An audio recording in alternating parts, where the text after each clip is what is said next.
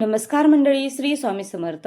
येत्या 25 जुलै 2026 या दिवसापासून चातुर्मास हा सुरू होणार आहे आणि 21 नोव्हेंबर 2026 रोजी हा चातुर्मास संपणार आहे. विशेष म्हणजे चातुर्मासाची सुरुवात आणि सांगता ही शनिवारीच होत आहे आणि या 4 महिन्यात भगवान विष्णूंच्या उपासनेला विशेष असं महत्त्व आहे. तसेच हा काळ अत्यंत धार्मिक आणि आध्यात्मिक दृष्टिकोनातून फार महत्त्वाचा देखील मानला जातो. या चातुर्मासात केलेल्या कर्माची फळं अनेक पटीने वाढतात. बघा, हिंदू पंचांगानुसार चातुर्मास हा 4 महिन्यांचा असतो. या महिन्यात कोणतेही मंगल कार्य हे केले जात नाहीत. या महिन्यामध्ये विष्णुपूजा, रामनाम, भागवत पारायण, तुळशी पूजा करणे अत्यंत फलदायी असतं. आषाढ शुक्ल एकादशी ते कार्तिक शुक्ल एकादशी या 4 महिन्यांच्या कालावधीला चातुर्मास असे म्हणतात. आषाढी एकादशीच्या दिवशी म्हणजे देवशयनी एकादशीच्या दिवशी भगवान श्रीहरी श्री विष्णू क्षीरसागरामध्ये योग निद्रेसाठी जातात आणि या पृथ्वीचा सांभाळ करण्याची जबाबदारी शिव परिवारावर सोपवतात असं देखील म्हटलं जातं. चातुर्मासाच्या काळामध्ये सेवा, व्रतवैकल्य, उपासना, दानधर्म हे जास्तीत जास्त केलं जातं. नकारात्मकतेला तुमच्या जीवनावर प्रभाव टाकून राहण्यासाठी किंवा रोखण्यासाठी या महिन्यात काही नियमांचं पालन हे केलं पाहिजे.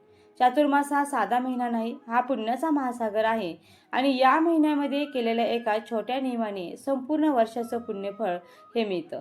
पण चुकीच्या गोष्टी केल्या तर ते पुण्य नष्ट होतं आणि म्हणूनच आज आपण जाणून घेणार आहोत की ज्या काही चुका आहेत त्या अजिबात आपल्याला करायच्या नाही. त्या 99% लोकांना माहीत नसेल त्या चुका कोणत्या आहेत. तसेच या चातुर्मासात काय करावे, काय करू नये याविषयीची संपूर्ण माहिती आज आपण पाहणार आहोत.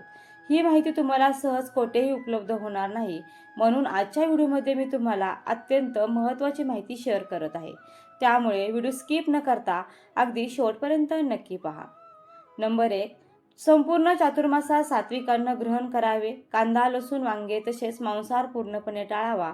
त्याचबरोबर आपल्याला परान्न देखील टाळायचं आहे. नंबर 2, चातुर्मासात दररोज सकाळी ब्रह्ममुहूर्तावर म्हणजे सूर्योदयापूर्वी स्नान करावे. शक्य असल्यास पवित्र नद्यांवर किंवा तीर्थक्षेत्री स्नान करावे आणि शक्य नसेल तर घरीच रोज पाण्यामध्ये गंगाजल टाकून आवश्यक स्नान करावे. नंबर 3, चातुर्मासात विष्णूंच्या कृपेसाठी पुरुषसूक्ताचे पठण करणे अत्यंत फलदायी मानले जाते. नंबर 4, चातुर्मासामध्ये विष्णू मंदिरात किंवा तुळशीपाशी नित्य दिवा म्हणजे दीपदान करावे. हे देखील पुण्याचंच काम मानले जाते. नंबर 5, चातुर्मासामध्ये काहीही न करता रोज नामस्मरण करा. फक्त ओम नमो भगवते वासुदेवाय किंवा नमः शिवाय, तसेच तुम्ही तुमच्या कुलदेवीचा मंत्र जसे की ओम कुलदेवताय नमः या मंत्राचा 108 वेळा जप केला तरी सुद्धा चांगला आहे. त्याचप्रमाणे श्रीराम जय राम जय जय राम या मंत्राचा जप देखील तुम्ही करू शकता. नंबर 6, चातुर्मासात भागवत पारायण करा किंवा ऐका. तसेच चातुर्मासामध्ये श्रीमद भागवत पारायण करणं सर्वश्रेष्ठ मानलं जातं. घरी शक्य असेल तर घरी किंवा मंदिरामध्ये किंवा अगदी भागवत कथा रोज ऐका. ऐकणे ही पारायण करणे एवढंच पुण्यकारक आहे. नंबर 7, चातुर्मासात दान नक्की करा. गोरगरिबांना अन्न देणे, कपडे दान करणे चातुर्मासामध्ये केलेलं दान सर्वात फलदायी असतं. आपल्या ऐपतीनुसार अन्नदान, वस्त्रदान, पुस्तकदान किंवा गाईला चारा या सगळ्याचं पुण्य या 4 महिन्यांमध्ये शतपटीने वाढतं. महिन्यातून एकदा तरी किमान दान करावे. तसेच आपल्या पितरांच्या नावे दानधर्म हा चातुर्मासामध्ये अवश्य करावा.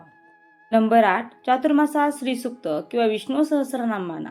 बघा, चातुर्मासात रोज विष्णू सहस्रनाम किंवा श्रीसूक्त म्हणणं अत्यंत पुण्यकारक आहे. वेळ नसल्यास फक्त 3 वेळा ओम नमो नारायणाय नमः असं म्हटलं तरी सुद्धा चालतं, पण नित्यनेमाने म्हणा. त्याचबरोबर हरिपाठ सुद्धा दररोज वाचू शकता, ऐकू शकता. यासाठी वेळ पैसा काहीच नको, फक्त श्रद्धा हवी. नंबर 9, चातुर्मासामध्ये देवापुढे अखंड दिवा लावल्यास लक्ष्मी प्राप्ती होते. आता अखंड दिवा तुम्ही वेगवेगळ्या वातींचा सुद्धा लावू शकता. दीपदानाला चातुर्मासामध्ये विशेष असं महत्त्व आहे, म्हणून दीपदान सुद्धा तुम्ही आषाढी अमावस्येला नक्की करावे. नंबर 10, श्रीहरी विष्णूंनी सांगितल्याप्रमाणे या काळात भूमिशयन व्रत करावे. म्हणजे काय की बेडवर झोपायचं नाही, गादीवर झोपायचं नाही. संपूर्ण चातुर्मास खाली फरशीवर सतरंजी, घोंगडी किंवा चटई टाकून त्यावर झोपायचं आहे आणि मग ते दुपारी झोपणं असो किंवा रात्री झोपणं असो किंवा बसणं असो, गादीवर किंवा बेडवर बसायचं देखील नाही. नंबर 11, आपल्या देवघरातील जी गणपती बाप्पांची मूर्ती आहे त्यावर दररोज आपल्या मुलाच्या हाताने किंवा आपण स्वतः एक लाल फूल अर्पण करायचं आहे किंवा 4 महिने रोज एक दुर्वाची जुडी अर्पण करायची आहे. असं व्रत सुद्धा तुम्ही करू शकता. हे अतिशय साधं सोपं आणि प्रत्येकाला करता येण्याजोगं हे व्रत आहे. नंबर 12, चातुर्मासामध्ये संकल्प घेऊन सेवा आहे ती करू शकता. आणि संकल्प आषाढी एकादशीला घेणं नाही झालं तर काही हरकत नाही. कोणत्याही दिवशी कोणत्याही वारी या चातुर्मासामध्ये तुम्ही कोणत्याही सेवेचा संकल्प हा करू शकता. नंबर 13, या चातुर्मासात दीपदान करू शकता, आवळी स्नान करू शकता, तीर्थस्नान करू शकता, त्यानंतर तीळ किंवा तांदूळ देखील दान करू शकता, धान्य दान करू शकता, सौभाग्याच्या वस्तूचे दान करू शकता, गोदान देखील करू शकता. नंबर 14, संपूर्ण चातुर्मासात पंत्राळीवरती जेवण करायचं आहे, ताटामध्ये जेवण करायचं नाही. हा देखील नियम तुम्ही या चातुर्मासामध्ये अवश्य पाळू शकता. नंबर 15, जर तुम्हाला ओरडून बोलायची सवय असेल, कोणाचा अपमान करायची सवय असेल, तुमच्या बोलण्यामुळे खूप लोक दुःखी होतात आणि मग घरचे असतील बाहेरचे असतील, तर बघा संपूर्ण चातुर्मासात तुम्ही कठोर न बोलण्याचे व्रत देखील करू शकता. नंबर 16, या व्यतिरिक्त बरेच जण हे 4ही महिने फक्त एक वेळ जेवण करतात, दुपारी किंवा संध्याकाळी एक वेळ जेवण करतात आणि दुसऱ्या वेळी फराळ करतात किंवा काहीही खात नाही. हे देखील व्रत तुम्ही करू शकता. नंबर 17, समजा तुम्ही बाळकृष्णाला जर तुळशीपत्र किंवा मंजूळ अर्पण करण्याची सेवा करताय, तर तुम्ही गुरुवारी किंवा बुधवारी या सेवेला जे आहे ते सुरुवात करू शकता. किंवा बघा अगदी चातुर्मासातील कोणत्याही दिवसापासून तुम्ही कोणत्याही व्रताला सुरुवात केली तरी सुद्धा चालू शकतं, कारण हा जो चातुर्मास आहे तो व्रत वैकल्य सेवा उपासना आणि दानधर्म करण्यासाठी अतिशय उत्तम काळ मानला जातो. नंबर 18, भगवान श्रीहरी विष्णूंचा एक मंत्र आहे, अगदी साधा सोपा मंत्र आहे. या मंत्राचा 108 वेळा जप करावा. कोणता आहे तो मंत्र? तर ओम नमो भगवते वासुदेवाय. हा 12 अक्षरी मंत्र म्हणजे द्वाक्षरी मंत्र अत्यंत शक्तिशाली आणि प्रभावशाली असा मंत्र आहे. चातुर्मासात तुळशीच्या माळेवर रोज 108 वेळा या मंत्राचा जप करावा. बघा या मंत्राची मी पुन्हा आठवण करून देत आहे. बघा तसेच व्यंकटेश स्तोत्र देखील या चातुर्मासामध्ये तुम्ही नक्की करावं. नंबर 19, चातुर्मासामध्ये जोडपं भोजन म्हणजे बघा एखादं जोडपं बोलवायचं आणि संपूर्ण चातुर्मास त्यांना दुपारचं किंवा रात्रीचं जेवण आपल्या घरी जेवू घालायचं. किंवा तुम्ही एखादी सवाष्ण स्त्री बोलवू शकता आणि तिला सुद्धा जेवण घालू शकता. किंवा पूर्ण 4 महिने तुम्हाला हे शक्य नसेल तर तुम्ही प्रत्येक महिन्याच्या द्वादशीला देखील ही सेवाही करू शकता. नंबर 20, या चातुर्मासात केली जाणारी काही लोकप्रिय व्रते आहेत की जी आवर्जून वर्षानुवर्ष महिला करतात.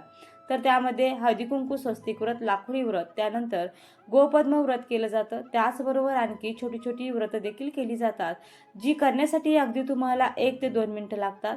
तर अशी 25 किंवा त्यापेक्षा जास्त व्रत आहेत. तर त्याचा व्हिडिओ कालच मी आपल्या चॅनलवरती शेअर केला आहे, तुम्ही नक्की पहा. खूप छान माहिती त्यामध्ये मी तुम्हाला व्रतांसंदर्भात आणि उद्यापनासहित दिली आहे. नंबर 21, चातुर्मासात दररोज तुळशीची पूजा केली जाते किंवा एखादी सवाष्ण स्त्री बोलवून तिची ओटी देखील भरली जाते.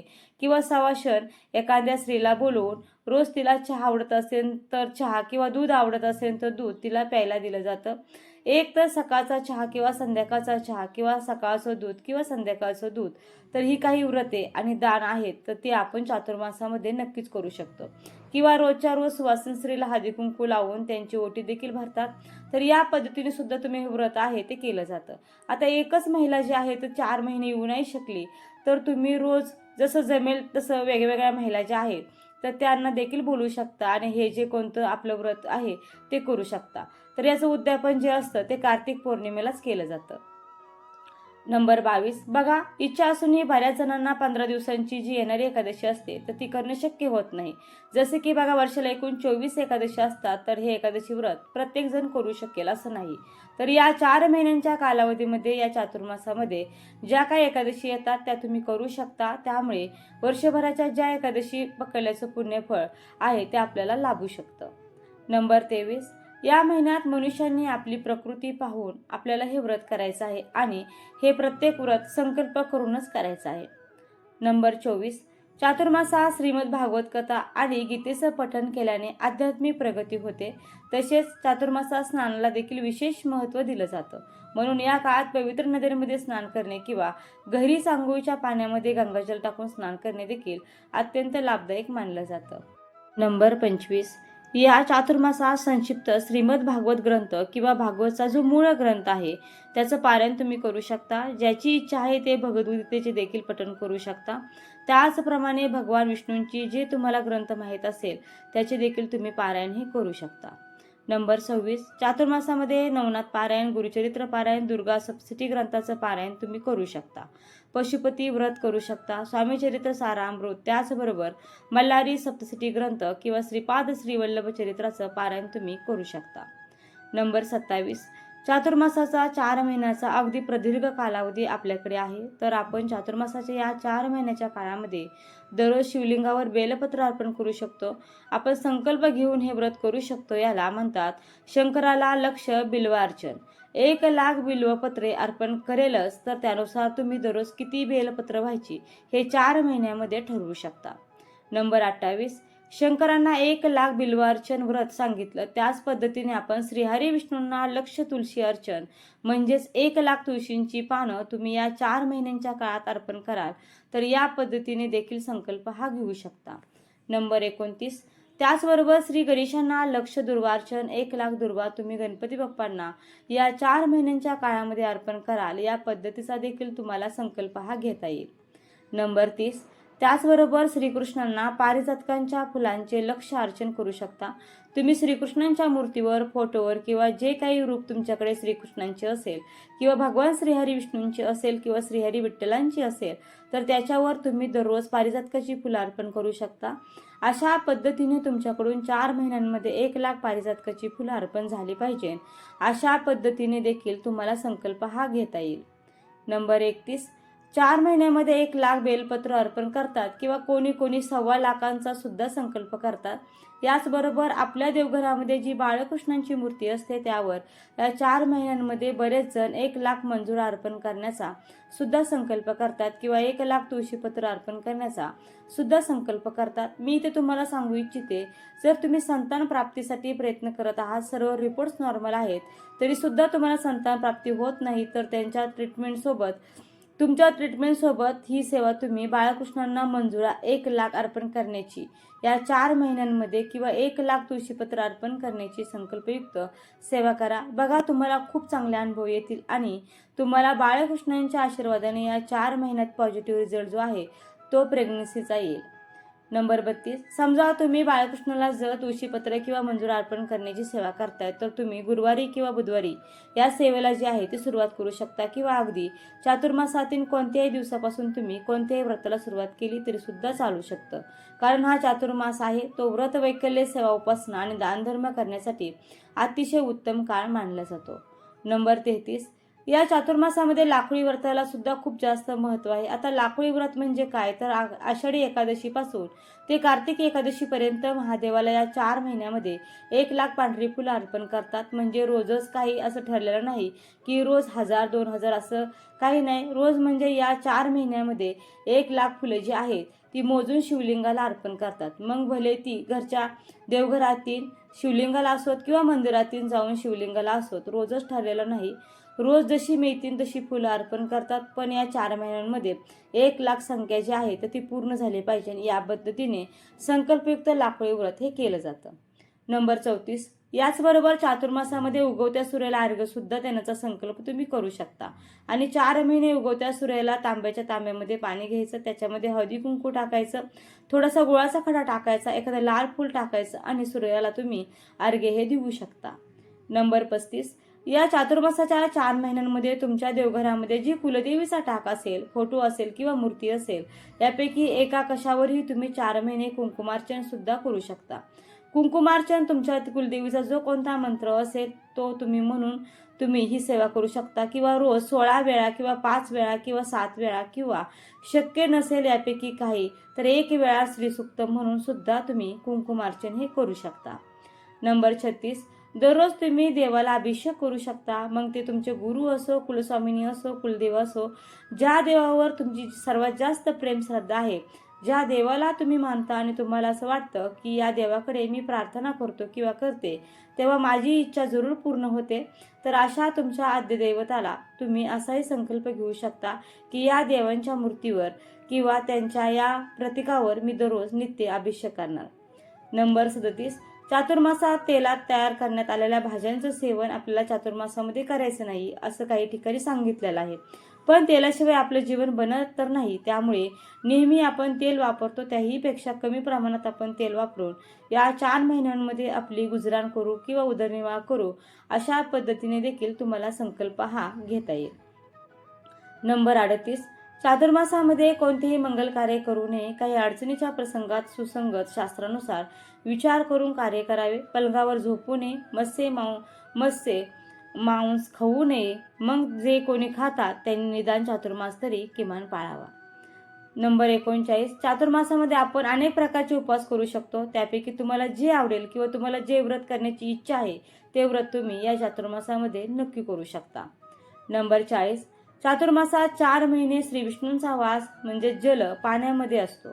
त्यामुळे या काळात श्रद्धेने सूर्योदयापूर्वी जलस्नान केल्याने सर्व देवी देवता प्रसन्न होतात आणि माणसाची सर्व पापे आणि दोष हे नष्ट होतात. त्यामुळे हा संकल्प देखील तुम्ही करू शकता आणि खूप सोपा आहे. नंबर 41, तुम्ही बघा या 4ही महिन्यामध्ये एखादा गरजू व्यक्ती असेल किंवा एखाद्या मंदिरामध्ये रोजच्या रोज सिद्धा तुम्ही देऊ शकता किंवा रोज काय ठरवून मी 11 रुपये एखाद्या मंदिरामध्ये टाकेल किंवा वेगवेगळ्या मंदिरामध्ये मी 4ही महिने रोज 11 रुपये टाकेल, 1-1 रुपया टाकेल, असाही तुम्ही व्रत करू शकता. किंवा रोज एखाद्या गरजू व्यक्तीला मी एक दुधाची पिशवी देईल किंवा कोणाला मी एक वडापाव खाऊ घालेल, असंही तुम्ही काहीसं करू शकता. म्हणजे आपल्याला जर काही करायचं म्हटलं ना, तर आपण कसाही मार्ग काढतो आणि त्यातून कसंही करतो. नंबर 42, फक्त असंच का तसंच का, हे केल्याने काय होतं, मग ते केल्याने काय होणार नाही. तर या सगळ्या बघा श्रद्धेच्या, विश्वासाच्या आणि भक्तिभावाच्या गोष्टी आहेत. समजा हे करत असताना कधी काही अडचण आली आणि चुकून एखादा गॅप पडला कोणतं व्रत करण्यामध्ये, चुकून नकळतपणे बरं का, जेव्हा आपण कळतपणे मुद्दामून करतो तर तेव्हा आपण स्वतः आपले कर्म जे आहे ते बिघडवत आहोत आणि त्याची शिक्षा आपल्याला मिळणार आहे. पण नकळतपणे जर काही चुका झाल्या, कधी एखादं व्रत वैकल्य तुम्ही सुरुवात केली पण ते राहून गेलं, गॅप पडला, तर काही हरकत नाही, परत सुरुवात करा आणि कार्तिकी पौर्णिमेला त्याचं उद्यापन जे आहे ते तुम्ही करू शकता. नंबर 43, आता मग माझ्याकडून राहिलं, एवढा गॅप पडला तर देव मला शिक्षा देईल, देव माझं वाईट करेल. तर बघा असं अजिबात काही होणार नाही, कारण देव हा कधीच कोणाचं वाईट करत नाही. आपल्यासोबत जे काही होत असतं ते आपल्या कर्मानुसार वाईट होत असतं. त्यामुळे देवाला दोषी ठरवणं हे पूर्णपणे चुकीचं आहे. आणि सांगायचं झालं तर देव हा भीतीचा विषय नाहीये, देव हा भक्तीचा विषय आहे. त्यामुळे जे काही करणार असाल ते भक्तिभावाने करा, नक्कीच त्याचं पुण्यफळ जे आहे ते आपल्याला मिळणार आहे. नंबर 44, या 4 महिन्यामध्ये मुंज केली जात नाही, लग्न केले जात नाही, यज्ञ केले जात नाहीत आणि गृहप्रवेश सुद्धा केला जात नाही. तुम्ही स्वतःचं घर घेतलं असेल आणि गृहप्रवेश करण्याचा विचार करत असाल तर तुम्ही आषाढी एकादशीपासून ते देवउठणी एकादशीपर्यंत नवीन घरामध्ये वास्तुशांती किंवा गृहप्रवेश करू शकत नाही. तुम्हाला थोडंसं थांबावे लागेल. आता बरेच जण बघा या गोष्टी पाळत नाही तर ते करतात, मग ते तुमच्यावर आहे सर्व काही. पण 4 महिने या ज्या काही 4 गोष्टी आहेत किंवा अजून मोठी काही तुम्हाला जसं की बांधकामाला सुरुवात करायची असेल, अजून काही तुम्हाला करायचं असेल तर या 4 महिन्यांमध्ये मोठी मोठी जी शुभकार्य आहे ती करू नये असं म्हटलं जातं. मात्र तुम्ही वाढदिवस, श्राद्धविधी या चातुर्मासात करू शकता. नंबर 45, तसेच या महिन्यात काही महत्त्वाच्या नियमाचं पालन करणे सुद्धा तेवढंच महत्त्वाचं आहे. चातुर्मासात खोटं बोलणं टाळा. या पवित्र महिन्यामध्ये असत्य भाषण, फसवणूक, निंदा, नालस्ती टाळा. राग किंवा द्वेष करणे टाळा. मनाची शुद्धी ठेवावी. या महिन्यामध्ये जर कोणाशी भांडण झाली तर पुण्य नष्ट होतं असं सांगितलं जातं. तसेच मनामध्ये क्षमाभाव ठेवा. परनिंदा हे पाप आहे. या पवित्र महिन्यामध्ये हे अधिकच हानिकारक आहे आणि त्यामुळे सत्य बोलणे हीच या महिन्यातील सर्वात मोठी पूजा आहे. सत्यम शिवम सुंदरम, सत्यात देव आहे. तर ही अत्यंत महत्त्वाची माहिती मला तुमच्यापर्यंत शेअर करायची होती. व्हिडिओ आवडला असेल तर व्हिडिओला नक्की लाईक करा, जास्तीत जास्त व्हिडिओ शेअर करा आणि चॅनलवरती नवीन असाल तर चॅनलला सबस्क्राईब करायला मात्र विसरू नका. व्हिडिओ शेवटपर्यंत पाहिल्याबद्दल अगदी मनापासून तुमची खूप खूप आभारी आहे. धन्यवाद. श्री स्वामी समर्थ. जय जय स्वामी समर्थ. रामकृष्ण हरी. जय जय रामकृष्ण हरी.